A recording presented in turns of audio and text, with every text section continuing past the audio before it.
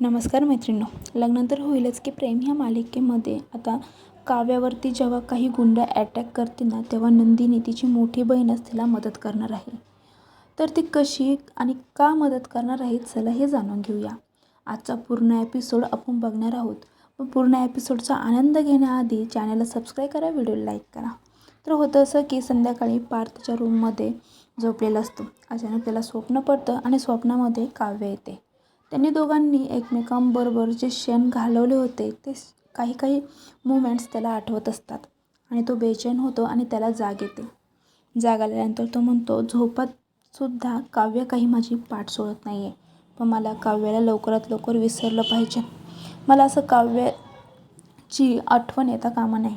त्यानंतर तो म्हणतो, बापरे, मला आता भूक पण लागली, कारण पार्थ आज जेवलाच नव्हता. तो जेवत्या ताटावरून तसाच उठून आला होता. तो एक काम करतो, मी जातो आणि थोडंसं खातो, म्हणजे मला शांत झोप लागेल. पार्थ किचनमध्ये येतो तर सर्व जेवण संपलेलं असतो. तेव्हा त्याला अचानक आठवतं की काव्याने सकाळी पेस्ट्री पाठवली होती. तो फ्रीज उघडतो, फ्रीजमधून तो पेस्ट्री घेतो. तेव्हा त्याला आठवतं की मालिनी म्हणते, ती पेस्ट्री ही तुझी आहे आणि ती काव्य ही तुझीच आहे. तो एक घास घेतो आणि जेव्हा तो तोंडात घास टाकणार तेव्हा अचानक त्याला 16 डिसेंबरच्या रात्री जे काव्याने जीवाचे फोटो टीव्हीवरती दाखवले होते ते त्याला आठवतात आणि तो हाय ती पेस्ट्री तशीच ठेवून पुन्हा त्याच्या बेडरूममध्ये निघून जातो. तर इकडे सकाळ होते. सकाळ झाल्या इकडे जीवालासुद्धा स्वप्न पडेल असतं. त्याच्या स्वप्नामध्ये नंदिनी येते आणि त्यांचा ते मस्ती, भांडण वगैरे असं त्याला सर्व आठवत असतं. आणि नंतर त्याला आठवतं की नंदिनी मला सोडून जाते, ती तिची बॅग भरत आहे. तेवढ्यात मालिनी रूममध्ये येते आणि म्हणते, जीवा उठ रे, किती वाजलेत. तर जीवा म्हणतो, नंदिनी प्लीज मला सोडून जाऊ नको ना, नंदिनी प्लीज मला सोडून जाऊ नको. तर मालिनी म्हणते, अरे इथे नंदिनी नाही, मी आहे जीवा, जीवा उठ, जीवा उठतो. जीवा उठतो म्हणतो, आगाई मला ना स्वप्नामध्ये नंदिनी दिसली, मला असं वाटतं की नंदिनी माझ्या स्वप्नात आली होती. मालिनी म्हणते, अरे बाळा, नंदिनी इथे नाही आहे. जीवा म्हणतो, नंदिनी इथेच आहे आणि ती ह्याच रूममध्ये नेहमी राहणार. मालिनी त्याच्या बेडकडे लक्ष जातं. त्याच्या बेडच्या मधोमध गोल गोल करून एक ब्लँकेट लावलेलं असतं. मालिनी म्हणते, हे काय रे जीवा. तर तो म्हणतो, नंदिनी आणि मी असाच बेड शेअर करायचो आणि आज नंदिनी नाही, पण मला असं वाटतं की नंदिनी माझ्या आसपास आहे, म्हणून मी आजही असंच करतो. मला माहिती आहे एक ना एक दिवस नंदिनी ह्या बेडरूममध्ये पुन्हा येईन आणि हा ब्लँकेट तिने टाकला होता ना, हा ती काढेल म्हणून. तर लगेच म्हणते, मालिनी म्हणते, सकाळी सकाळी तुझ्या तोंडामध्ये दही साखर पडो.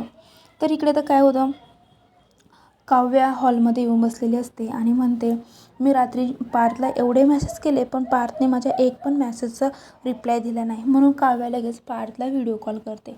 पार्थ इकडे किचनमध्ये त्याच्यासाठी कॉफी बनवत असतो आणि तो कॉफी बनवत असताना अचानक तिथे रम्या येते. तर रम्या म्हणते, पार्थ द्या, मी तुम्हाला कॉफी बनवून देते. पार्थ म्हणतो, नको आहे, माझी मी करून पेन.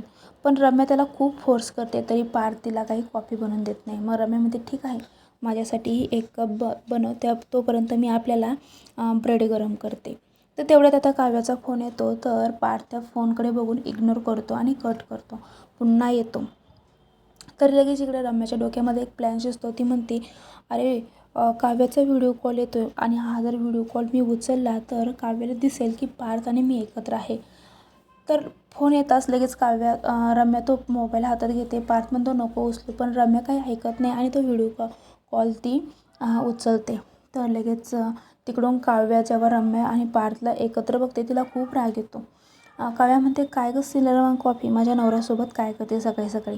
ती लगेच रम्या म्हणते, एक मिनटं, तुझ्या नवऱ्याच्या आधी माझा एक चांगला मित्र आहे. तू म्हणे मित्र नाही गं, मामाचा मुलगा म्हणजे मामे भाऊ लागतो, कळलं का, आणि मामाच्या मुलाला आपण राखीसुद्धा बांधतो, असं म्हणले. इथे लगेच रम्याला खूप राग येतो. रम्या म्हणते, हो का, मग लहान्या दिराबरोबर लफडं करतात तेव्हा त्याला काय म्हणतात. पार्थ म्हणतो, एक मिनटं रम्या, तू काय बोलते तुला कळतं का.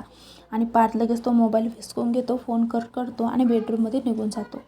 तो निघून गेल्यावरती लगेच रम्या म्हणते, मी ना आता अशीच तुमच्या नात्यामध्ये थोडी थोडी फोडणी टाकत राहणार आहे, जेणेकरून तुमचं एक दिवस हे नातं तुटून जावं. तर इकडे आता नंदिनीने काव्यासाठी पोहे केलेले असतात आणि इकडे काव्या खूप चिडचिड करत असते. तर नंदिनी म्हणते, अगं काय झालं सकाळी सकाळी चिडचिड करायला, पोहे खा. तर लगेच काव्या म्हणते, बघ ना गं, ती रम्या सारखी पारच्या मागे पुढे करते.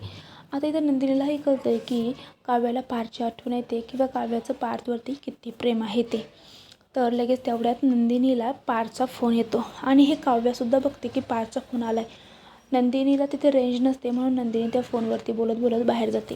काव्या म्हणते या बोक्याचा हिला कशाला फोन आला असेल, मी चला जाणून घेते नेमका हा फोन कशाला आला आहे. ती ही नंदिनीच्या पाठीमागे जाते. तर पार्थ तिथे नंदिनीला म्हणत असतो की तुम्ही मला आज कॅफेमध्ये भेटू शकाल का. नंदिनी म्हणते का.